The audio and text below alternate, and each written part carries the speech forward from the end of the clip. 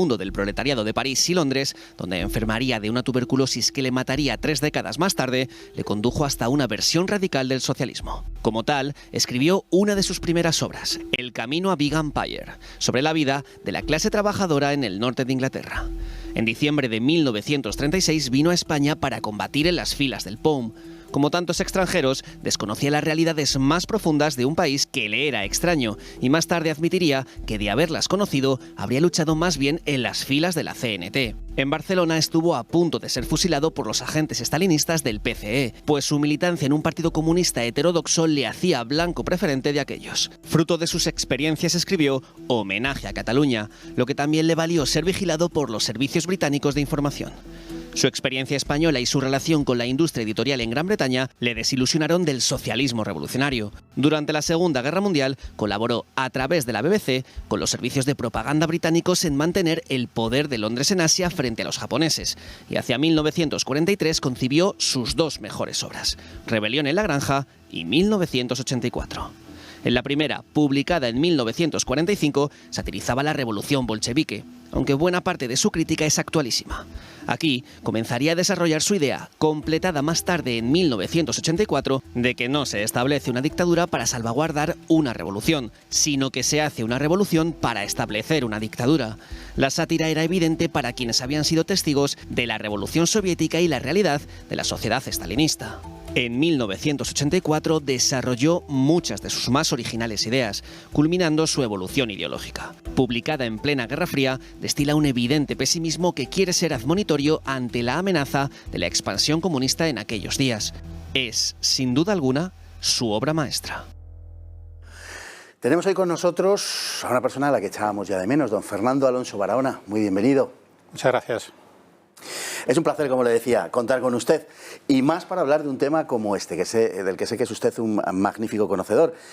Empecemos diciendo que estamos ante una figura que es un verdadero gigante de la literatura contemporánea, incluso del pensamiento del siglo XX y de la contemporaneidad, que influye enormemente en nuestros días. Sí, sin duda. George Orwell ha conseguido ese milagro, ese sueño que tienen todos los escritores, que es el de permanecer, aunque él apenas lo viera en vida, porque murió muy joven, en 1950, pero ha logrado que su obra maestra, 1984, pero también Rebelión en la Granja, pues hayan formado parte de lo que es el acervo cultural, el acervo de la cultura contemporánea, y que todo el mundo lo conozca, aunque a veces sea por algunos elementos lamentables, como que un programa muy famoso en todas las televisiones europeas se llama Gran Hermano, con lo cual es precisamente ese sueño del escritor, pero que probablemente fuera una pesadilla si el propio Orwell viera en qué se ha convertido ese Gran Hermano que él veía como ese ojo que todo lo mira, como esa cámara que te está espiando continuamente, mientras que aquí se ha trivializado. Ciertamente esas obras maestras, Rebelión en la Granja, se ha llevado al cine, también en 1984, se ha estudiado en las escuelas, se ha hecho dibujos animados y forman parte de eso que todos tenemos que estudiar, que forma parte de nuestra cultura, aunque después habría que ver cuánto realmente han profundizado en lo que es el contenido auténtico de las amenazas que aparecen en 1984 y de la parodia salvaje y tremenda que es esa rebelión en la granja de los cerdos que se rebelan y crean una dictadura aún más fuerte que la que tenían. Estamos ante un personaje enormemente complejo, hay multitud de discusiones de tipo académico y no académico acerca de cuál era el trasfondo último de las creencias, de la ideología de George Orwell. En cualquier caso es claro que se trata de un hombre que evoluciona enormemente a lo largo del tiempo y de poco tiempo, como bien has dicho, porque no llegó a 50 años su vida, 47, una cosa así. 1903, 1950, 47 años. Y murió en enero, creo, del 50, sí, es decir, que no llegó 46, 47 años. Y sin embargo evolucionó enormemente. En esa evolución tuvo una parte importante España. Sí, realmente la conexión con España es tremenda, con la guerra de España. Es curioso ver que Orwell, que es una persona sincera, que es una persona que cree en los ideales y que además no se oculta, cuando escribe trozos de su autobiografía y recuerda cómo llegó a España, pues habla de que estuvo con Henry Miller, su amigo Henry Miller, el gran autor de Trópico de Cáncer, que no estaba para nada interesado en lo que sucedía en España, que le dijo que no fuera. Él le dice, voy allí a matar fascistas. Y eso lo repite 2 veces. Y claro, es curioso porque él no lo oculta, sino que lo señala. Es curioso que otro británico, Roy Campbell, un gran poeta que estuvo luchando en el bando nacional, pues no decía voy a matar comunistas o voy a matar rojos, sino que venía con otra idea. Sin embargo, Orwell viene con esa frase.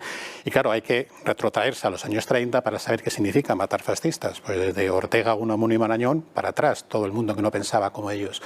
Cuando llega aquí Orwell, que tiene esa idea de una anarquía romántica donde los trabajadores dominan la tierra, se queda extasiado al principio y dice voy a Cataluña, donde están la FAI, el POUM, y donde se está haciendo un auténtico experimento de lo que es el auténtico comunismo. Poco le dura, realmente en España está desde diciembre de 1936 hasta abril de 1937, apenas 5 meses, y allí se va a encontrar con esa tremenda guerra civil dentro de la propia guerra, dentro del bando republicano, que es la que tiene el Partido Comunista, que quiere ganar la guerra y al cual la revolución no le importa, y más lo que vaya a suceder en el futuro, sino solamente ganar e imponer su mando. Y esos otros más románticos, pero igualmente también tremendos, porque no olvidemos que la CNT y la FAI cometieron grandes destrozos en Cataluña y además el sistema económico que estaban pretendiendo era una auténtica ruina. Pero bueno, tenían otra idea romántica, como el POUM. Lo que hace Orwell es que se afilia al POUM, al Partido Obrero de Unificación Marxista, y allí pues intenta llevar a cabo su batalla. Pelea en varias escaramuzas, tiene una anécdota muy famosa que hay una rata que descubre una noche y se pone a dispararla porque él no podía ver las ratas y resulta que hace que se casi estalle ahí una pequeña batalla entre los dos bandos porque se pone a tirotear todas las ratas que se encuentran en su camino. Y la historia nos recuerda qué es lo que sucedió. El POUM fue acusado de espías al servicio de Franco y hubo centenares de fusilamientos y una represión gigantesca. Eso marca totalmente a Orwell, que irá cambiando poco a poco en su pensamiento porque ve que esa idea romántica que tenía ha desaparecido. Y luego cuando la confronte con lo que estaba sucediendo en la Unión Soviética, ve que es una terrible y tremenda realidad, que esa revolución social no le importa a ese Partido Comunista, que no olvidemos es el que va a dominar todo ese Occidente con el triunfo de la Unión Soviética, sino que le importa es el poder, el dominio. De ahí vendrá la raíz de sus dos futuras obras que luego comentaremos. Y lo de las ratas, que recuperará para 1984 en aquella escena de la jaula, ¿no? Bueno, Orwell se consideraba a sí mismo más o menos como una especie de socialista democrático, si tuviéramos que coger sobre todo la última etapa. Algunos de los principales estudiosos, como el caso de Jean-Claude Misiat, en cambio dicen de él que es más bien una especie de anarquista conservador. Personalmente, don Fernando, ¿dónde le situaría? Si es que podemos encontrar una sola definición, cosa que yo dudo, pero sí, en fin. Es una definición compleja porque además hay que vivir en aquella época y no juzgarla con los años o con la mentalidad actual. No olvidemos que el socialismo en los años 30 pues, tenía una cierta buena fama. De hecho, el partido fascista de Mussolini había venido del Partido Socialista y muchos entonces se consideraban como socialistas, aunque después fueran de diversas ramas. Por lo tanto, cuando él se denominaba de esa manera, no significa lo mismo que denominamos hoy. Es cierto que él en sus escritos se sigue definiendo hasta avanzados los años 40 como un socialista democrático, pero va evolucionando y poco a poco pone el hincapié en esa democracia que está por encima de la revolución, que está por encima de la dictadura del proletariado y sin la cual lo primero se viene abajo. Como además es un escritor, porque no olvidemos que Orwell, aunque sus novelas sean filosóficas, pero es un escritor, es un literato, es una persona que tiene un estilo notable. Rebelión en la Granja es una obra literariamente de gran nivel, lo mismo que 1984, o Los cuentos, o su autobiografía. Y él en algún momento bromea o no, pero se llama un anarquista Tory, que es una manera de decir soy medio anarquista, medio conservador. Es verdad que ese anarquista él lo piensa o lo señala en la idea romántica del anarquismo de la época, no en la idea política, porque no hay ni uno solo de sus escritos donde él está en contra del Estado ni en contra de los sistemas políticos, es decir, él no era anarquista, pero esa idea anarco de romanticismo, de no violencia, pues parece que le encanta y eso le pone el apellido de Tory porque con el paso del tiempo pues él se va dando cuenta de que es imprescindible una constitución, un socialismo constitucional, un sistema democrático y sobre todo una tradición, un recuerdo, un pasado.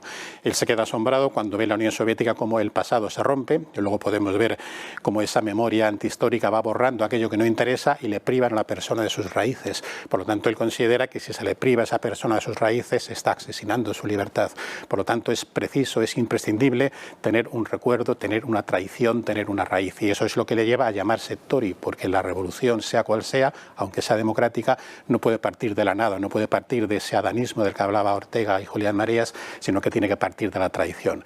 Por eso, socialismo democrático, pero socialismo democrático entendido en un sentido literario y romántico. Probablemente rompa completamente los esquemas y no sabemos cómo hubiera evolucionado de haber vivido 20 años más. Probablemente hubiera evolucionado y ya hubiera dicho que no es socialista. Bueno, en Rebelión en la Granja tiene una frase que ha hecho fortuna, que es que todos los animales son iguales, pero unos son más iguales que otros.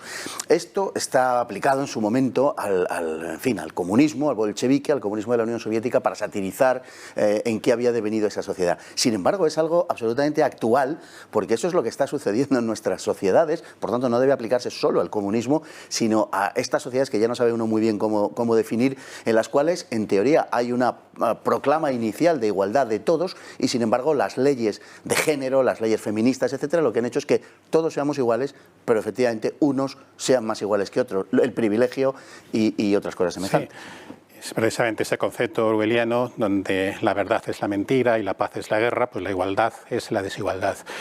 Curiosamente, aquellos que defienden o tratan de justificar intelectualmente estas minorías niegan la auténtica esencia de la verdad y señalan que no es un privilegio, sino que es una manera de que se mantengan esas minorías como tales. Eso es retorcer la realidad, porque una cosa es respetar lo que cada minoría tiene y respetarla en lo que tiene de esencia para que no desaparezca su cultura o su tradición, y otra cosa es romper con esas discriminaciones positivas la auténtica libertad y la auténtica igualdad. Este concepto auténticamente perverso de lo que es la minoría es lo que ha provocado que ya años después de la muerte de Orwell se llame eso que es la mayoría silenciosa, esa mayoría a la que apeló Richard Nixon en el año 68, el año 72, sobre todo para arrasar en las elecciones. Y es curioso que es verdad, porque cuando uno examina los documentos y la historia de la época parece que todo el mundo estaba en contra, parece que había un ambiente de opinión absolutamente diferente, y sin embargo Nixon en el 72 contra McGovern logra la mayor mayoría de la historia de Estados Unidos, solo comparable a la que unos años antes había perdido Goldwater contra Lyndon Johnson, o sea que no era cierto, y ahora mismo con las elecciones americanas también se ve. Eso es lo que nos hace reaccionar, porque la mayoría silenciosa, porque a veces es poco activa, porque es pasiva, tiene que creer en sí misma para evitar que unas minorías rompan con sus propios privilegios y acaben con la igualdad. Es Orwell en estado puro, por eso lo denuncia en sus dos libros. La igualdad es mentira, la paz es mentira, porque todo está metido en algo ficticio, en algo que nos va cercenando y creando una nueva realidad virtual. Literariamente, la principal obra, podemos decir, de Orwell, 1984, que es en la que nosotros nos centramos ahora por su actualidad, se inspira en una novela rusa, en Nosotros, sí, de Samiatin, escrita unos 30 años antes, al hilo de la Revolución Bolchevique, hacia 1920, aunque en sentido literario y también en sentido ideológico rebasa esta con mucho, ¿no? Sí, completamente, pero sin embargo Eugene Zamtian es un personaje curioso. Escribe, por supuesto, antes que el resto de grandes escritores de las distopías, de H.G. Wells, de Ray Bradbury, de Aldous Huxley o de Orwell. Además, Orwell reconoce que se inspiró en esa novela, porque este personaje también es un personaje literario, casi cinematográfico. Fue un rebelde que fue censurado y perseguido por la policía zarista porque sus primeras obras hablan del pacifismo y se enfrenta a la dictadura o al gobierno del zar, pero enseguida, cuando llega el comunismo, que también él lo ve con un sentido positivo, se cree que su obra va a salir adelante y se encuentra con que es absolutamente censurada. Su obra es también un sistema totalitario donde todo está al servicio de una clase dominante y donde además no hay intimidad. Hay una cosa tremenda, porque eso ha sucedido en la actualidad. Lo vemos en Gran Hermano, pero lo vemos en algunas casas que existen en algunos países donde para el espectáculo de la gente está todo transparente para que las personas vean la vida de lo que está sucediendo allí. Pues esto era este mundo de nosotros. Todo es transparente, salvo para unas pequeñas relaciones íntimas donde uno tiene que tentar una tecla y pedir un permiso y se cierra una cortina. El resto sucede a la vida de todos. Este hombre al final se exilia y si no le fusilan es porque es muy amigo de Máximo Gorki, que por desgracia, porque era un buen autor, pero era el patriarca de las letras estalinistas en aquel momento, y él le pide exiliarse porque su obra está prohibida, su obra se publica en la Unión Soviética en 1998, fíjate, muchísimas décadas después. Máximo Gorki pues se lo autoriza, habla con Stalin y la dejan salir, y él morirá en el año 37 en París. Curiosamente, cuando se está despidiendo en una carta, por eso estaba enchufado, dice: dejadme ir para poder hablar en libertad, yo sé que aquí soy considerado un hombre de derechas, pero seguramente si sigo diciendo lo mismo, a lo mejor en Europa, en Inglaterra, soy considerado un hombre de izquierdas. Y en vez de ser fusilado, pues le dejan marcharse. La obra de Orwell, que ya digo, él reconoce conscientemente que la ha leído, claro que le inspira, pero él la sobrepasa mucho más, probablemente pues ya tiene la experiencia de la Guerra de España y sobre todo la experiencia de ese estalinismo mucho más crudo que es a partir de los años 30. Pero hay que reconocer que es uno de los pioneros y que su distopía continúa siendo muy interesante. Sin duda. Una de las también de las frases de Orwell que ha hecho más fortuna y que creo que retrata muy bien cuál es la intención última, bueno, cuál es la realidad en primer lugar, y en segundo lugar cuál es la intención última de la obra de Orwell, es aquella que dice que no se establece una dictadura para salvaguardar una revolución, sino que se hace una revolución para establecer una dictadura. Es evidente que en ello Orwell cifra todos los anhelos humanos o todos los intereses, sobre todo ideológico-políticos, en torno a la idea de poder. Claro, es lo que ha visto en la experiencia de la Guerra de España, que lo cuenta en homenaje a Cataluña, y luego lo que después va viendo en esa Unión Soviética que va a dominar y que además, una vez acabada la guerra, pues va a ejercer su dictadura y su dominio sobre media Europa. La dictadura del proletariado es una frase que se traduce en sangre, en violencia. No hay esa revolución social, no hay ese reparto de tierras el cual él pensaba, no hay ese predominio de la clase oprimida que va a alcanzar una serie de derechos mágicos, sino que lo que hay es una total lucha por el poder. Eso está en 1984, está en las películas, que puedo recomendar a toda la gente, todas las versiones que se han realizado. Es el poder por el poder. No es el conseguir el poder para hacer la revolución, efectivamente, sino justo al contrario. Y él tiene el mérito de verlo en la Unión Soviética, como lo vio Arthur Koestler también posteriormente, porque no hay que olvidar que en los años 30 estaba también de moda esta dictadura soviética, que mucha gente importante, desde Jean-Paul Sartre a otros intelectuales de aquel momento, eruditos a la violeta, algunos de ellos, pues iban allí y se quedaban fascinados por lo que veían en la Unión Soviética. Parecía que todo funcionaba a la perfección, nadie se atrevía a hablar. Ellos además utilizaban esos conceptos orwellianos, hablaban de la paz, la conferencia de la paz. Ellos parece que defendían la paz, mientras que el otro bando, que luego se tradujo en la OTAN, defendían la guerra.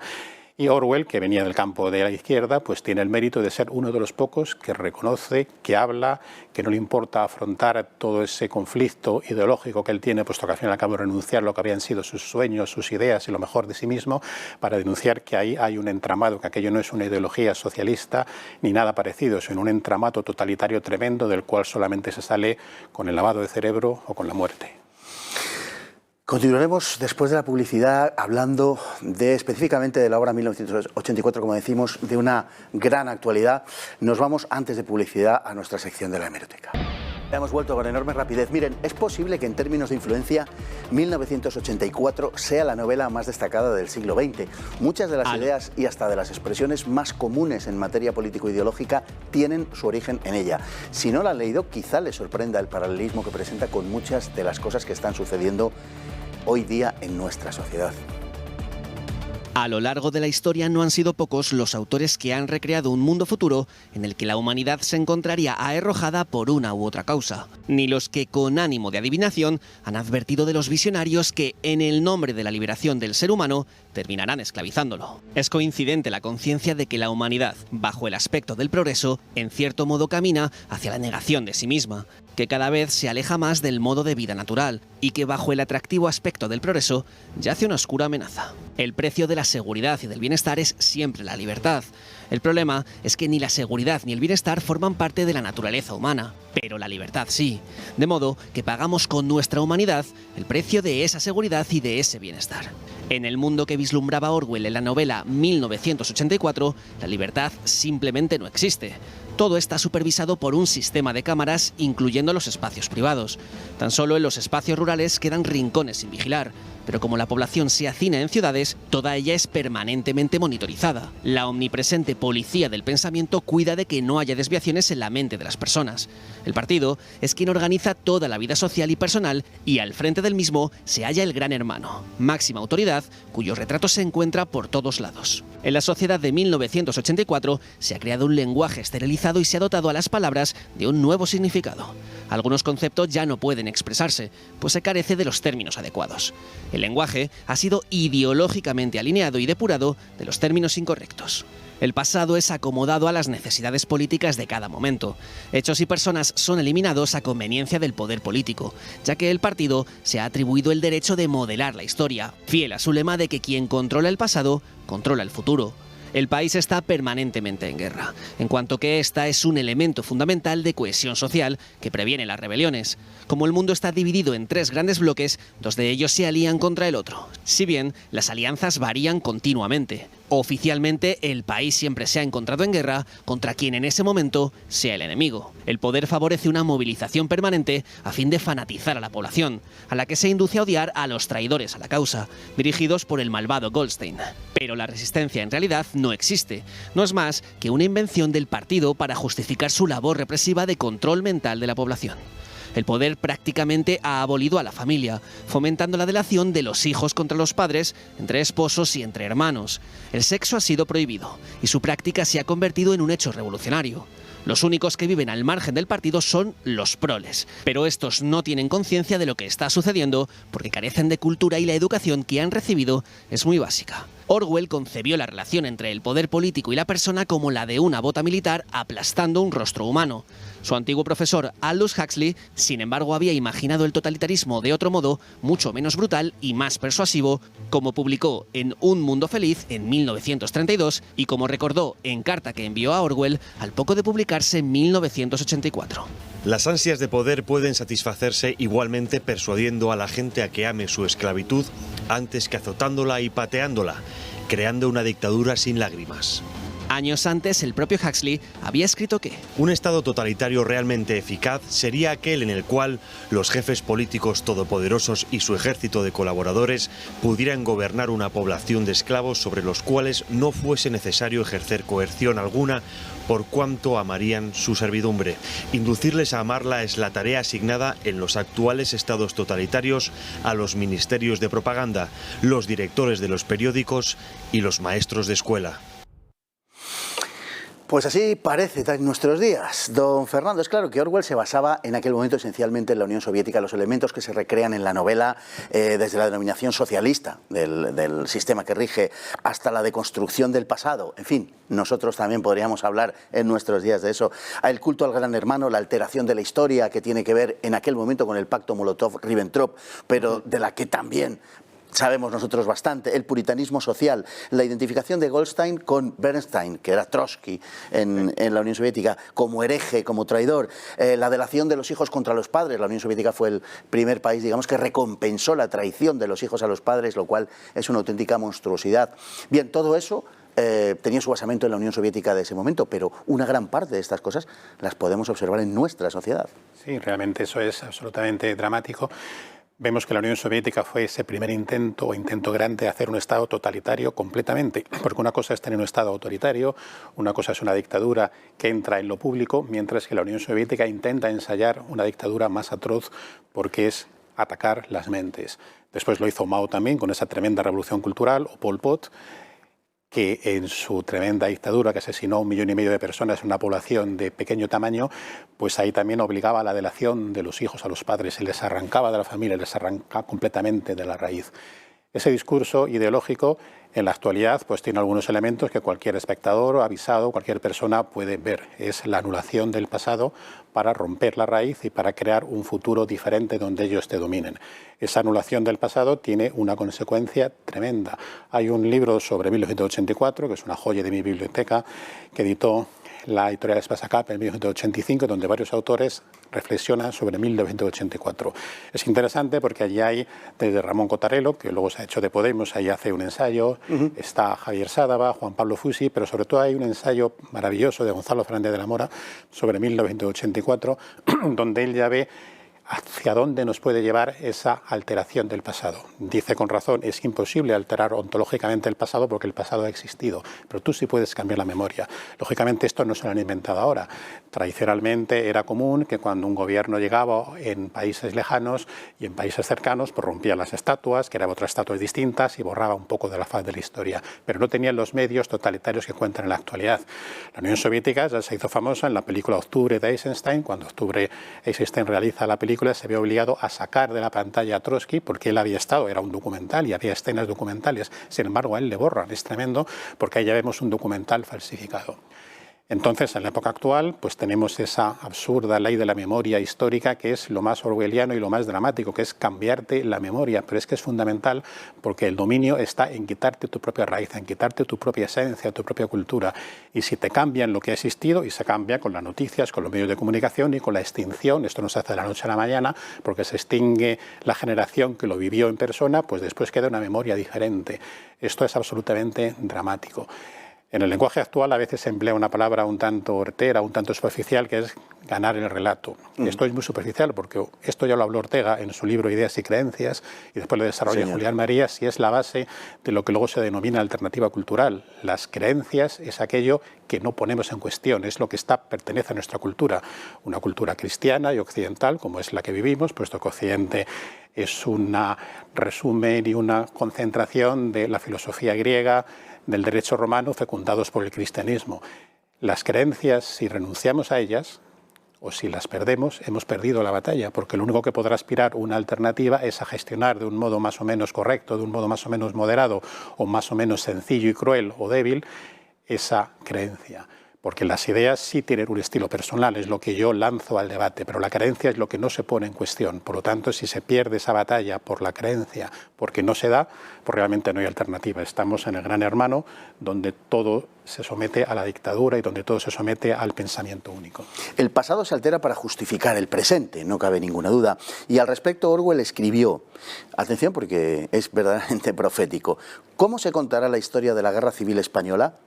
Porque se dará una versión de ella y cuando hayan muerto los que recuerden esa guerra, esa versión se aceptará por todos. De este modo, la mentira se habrá convertido en verdad.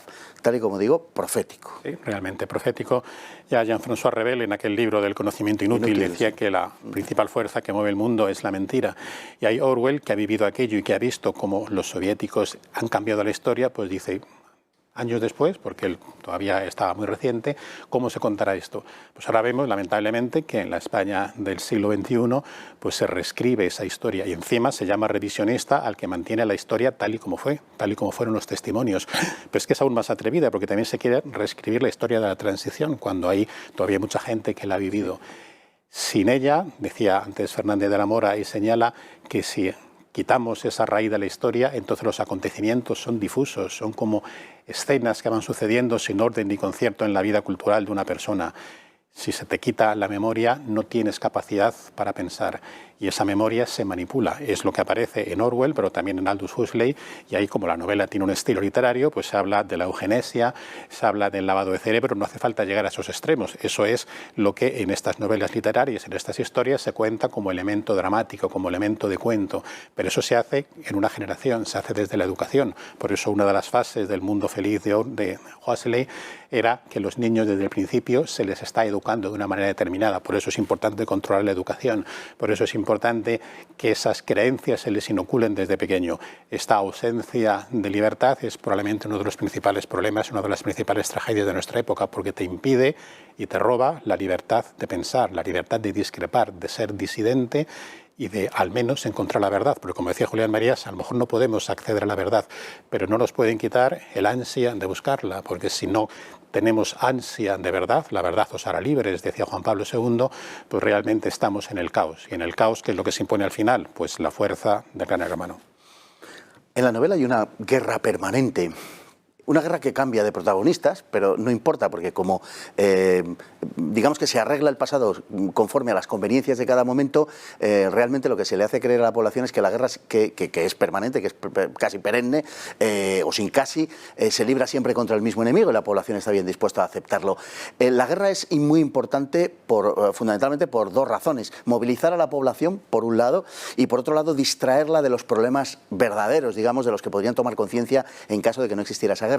Hoy en nuestras sociedades pasa algo parecido, solo que la guerra no se mantiene contra un enemigo externo, sino que es una guerra de movilización también permanente y de distracción de los verdaderos problemas a través de la interminable, porque no terminará nunca, claro, la guerra contra el machismo, los malos tratos, en fin, todas las cuestiones ideológicas que se nos ponen como capote para distraernos, son un fin en sí mismas, pero también para distraernos de los verdaderos problemas. Sí, realmente también tiene una raigambre de origen comunista. Trotsky, aunque luego fue rebelde, escribió sobre la revolución permanente, el estado de guerra permanente que también marcaba Lenin. Es para mantener esa tensión de combate con el cual vas ganando poco a poco hasta llegar a esa dictadura perfecta. Y claro, ¿qué es lo que consigues? Porque todo tiene que tener algún fin. Consigues por un lado el poder, pero después convertir a la sociedad en esclavos. Hay un par de películas extraordinarias que reflejan esto de una manera tremenda e impresionante.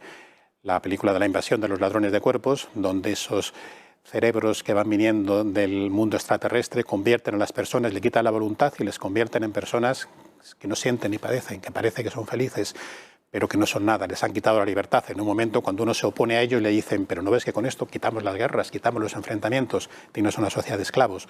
O en el pueblo de los malditos, donde también esos extraterrestres entran desde los niños recién nacidos y se convierten en niños rubios, niños perfectos, niños sobrehumanos, pero que no tienen capacidad para pensar, capacidad para tener propia voluntad. Esas son las dos fases tremendas de ese mundo orwelliano y de esa dictadura comunista. Primero el estado de guerra permanente, que ahora como ya no puede ser la lucha de clases, y entre otras cosas porque muchos comunistas son millonarios y parece que si no tienen ese poder económico ya no tienen ningún atractivo, pues se establecen esas minorías, esas luchas de unos contra otros, de hombres contra mujeres, de jóvenes contra ancianos, de todos los ismos que se nos puedan ocurrir.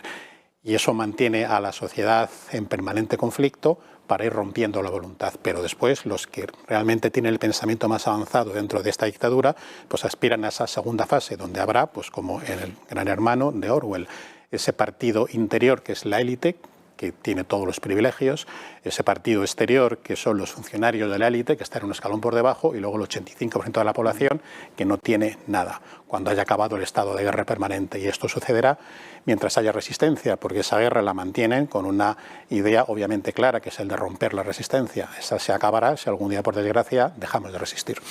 Esa guerra que está planteada entre las élites globalistas y los pueblos a los que estos pertenecen, pero que están destruyendo.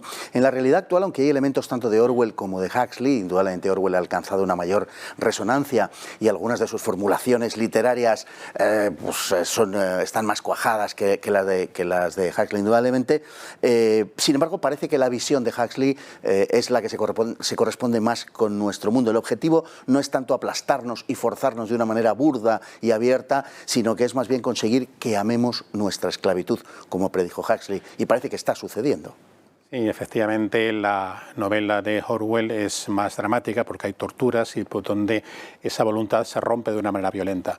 Pero Huxley, aunque la novela suya es anterior, Un mundo feliz, Huxley es otro gran novelista, otro gran autor, que escribió poesía, que escribió autobiografías, escribió una biografía de Richelieu, que después indagó en la literatura mística, porque además tomaba unas drogas, unos alucinógenos que le hacían llevar a unos mundos extraños. También estuvo en España en los años 30 y viajó por numerosas regiones españolas. Es también un personaje tremendamente curioso. En ese mundo feliz, esa felicidad ya es la felicidad de la esclavitud, el que todo aparentemente está perfecto porque no hay libertad, es decir, no puedes elegir entre el bien o el mal, sino que ya te lo dan elegido.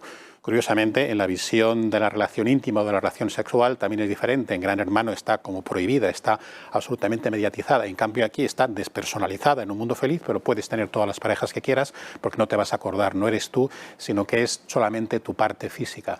Es un mundo donde no hay Dios. En una de las escenas cumbres y dramáticas de Un mundo feliz se le dice a uno que está todavía metido, a esa persona que vive como salvaje porque todavía recuerda el pasado: bueno, no sé si te acordarás de la idea de Dios, ha desaparecido, cosas de la ciencia, en este nuevo modelo de científico, en este nuevo modelo de mecánica ya no existe la idea de Dios, es una idea anticuada, la idea de religión. Se ha privado al hombre de toda su humanidad.